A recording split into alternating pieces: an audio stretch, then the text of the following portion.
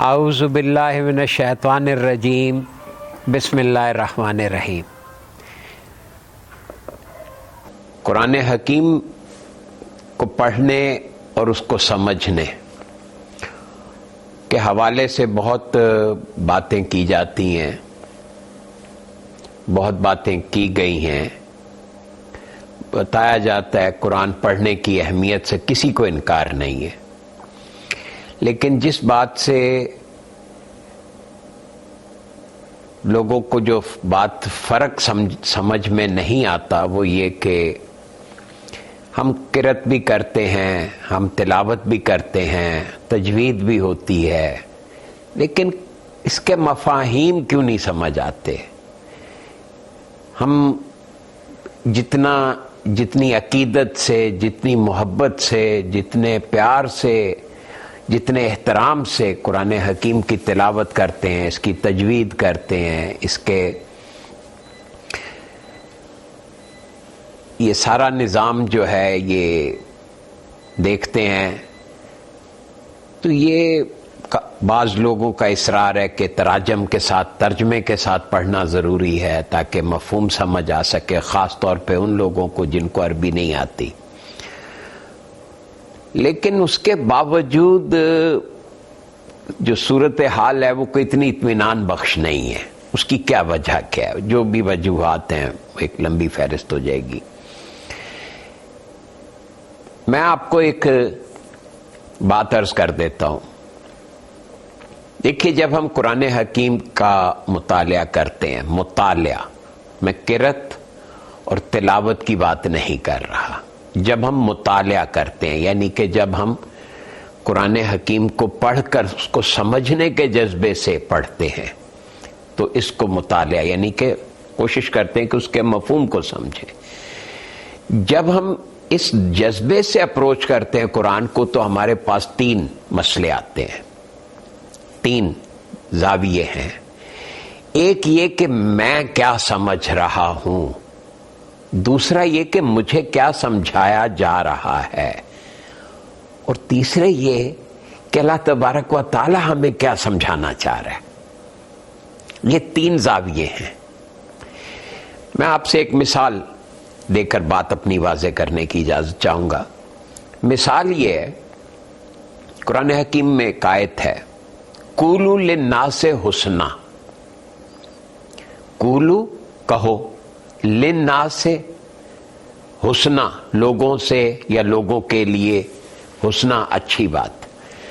اب بظاہر اس کا ترجمہ دیکھیں، تین لفظوں کا ترجمہ کوئی اتنا دشوار نہیں ہے، لیکن اب ایک مفہوم ہوا ہے جو میں سمجھنا چاہتا ہوں کہ لوگوں کو چاہیے کہ مجھ سے اچھی بات کہیں۔ یہ میرا پوائنٹ آف ویو ہے، میں اسے اس طرح سمجھ رہا ہوں کہ یہ لوگوں کے لیے ہے۔ قولوا للناس حسنا، لوگوں کو چاہیے مجھ سے اچھی بات کریں۔ دوسرا یہ کہ لوگ مجھے سمجھائے، یعنی کوئی یہ سمجھا رہا ہے کہ نہیں، مجھے لوگوں سے اچھی بات کرنی چاہیے۔ لیکن اصل میں اللہ میاں کیا کہہ رہے ہیں؟ اصل میں اللہ میاں یہ کہہ رہے ہیں، اللہ تبارک و تعالی جل شانہ یہ ارشاد فرما رہے ہیں، قولوا للناس حسنا، لوگوں کے لیے اچھی بات کہو، لوگوں کو اچھی بات کہو نہیں، لوگوں کے بارے میں اچھا کہو، للناس حسنا، اچھا کہو۔ اب مفہوم دیکھ لیجئے فرق، کہ میں نے جب اپنے بارے میں جو میں سمجھنا چاہتا تھا، جو میرا پوائنٹ آف ویو تھا، میں نے اس جذبے سے اس کا مفہوم وہ اخذ کیا جو مجھے سوٹ کرتا ہے، جو میری مصلحتیں ہیں۔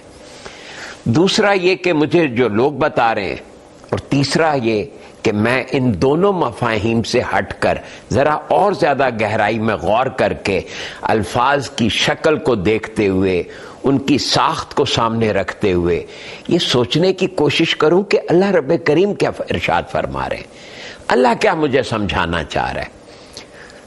اب دیکھیے نا، میں اگر یہ بات سمجھتا ہوں کہ لوگوں کو چاہیے مجھ سے اچھی بات کریں تو میں توقعات لے کے بیٹھا رہوں گا اور کوڑتا رہوں گا کہ لوگ تو اچھی بات کہہ ہی نہیں رہے مجھے، حالانکہ قرآن میں صاف لکھا ہوا ہے کہ لوگوں سے اچھی بات کہو۔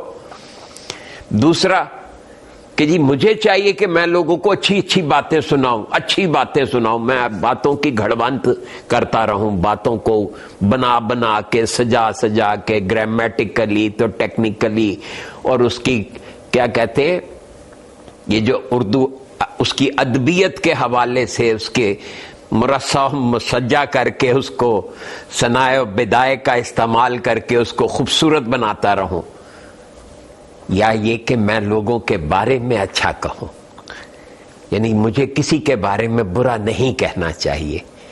دیکھیے اللہ نے یہ نہیں کہا کہ برا مت کہو، لفظ برا نہیں استعمال کیا، کہا لوگوں کے لیے للناس حسنا، احسن بات کہو، اچھا کہو ان کے بارے میں۔ آپ غور کریں اس سے کیا ہوگا، معاشرے سے غیبت ختم ہو سکتی ہے۔ جب آپ کسی کے بارے میں اس کی برائیوں کو، اس کی خامیوں کو نظر انداز کرتے ہوئے اس کی بابت اس کی اچھائی اگر نہیں بھی ہے تو ڈھونڈ کے بول دیں کہ اس میں یہ خوبی ہے، ذرا غور کریں اس سے کیا ہوگا، پورے معاشرے میں ایک آیت کو درست سمجھنے سے پورے ہمارے معاشرتی اقدار میں کتنا فرق پڑے گا، اور اس کے ساتھ ساتھ ہماری روحانی اقدار میں کتنا فرق پڑے گا۔ تو یہ ایک چھوٹی سی مثال دے کے میں نے یہ بات واضح کرنے کی کوشش کی کہ ہمیں قرآن کو اس طرح نہیں سمجھنا جس طرح میں سمجھنا چاہتا ہوں، نہ ہی اس طرح سمجھنا جس طرح ہمیں بتایا جا رہا ہے۔ مجھے تو قرآن کو اس طرح سے سمجھنا چاہیے اور سمجھنا ہے جس طرح سے اللہ سمجھانا چاہتا ہے، اور اس کا یہی ایک طریقہ ہے کہ ہم توجہ دیں اس کو۔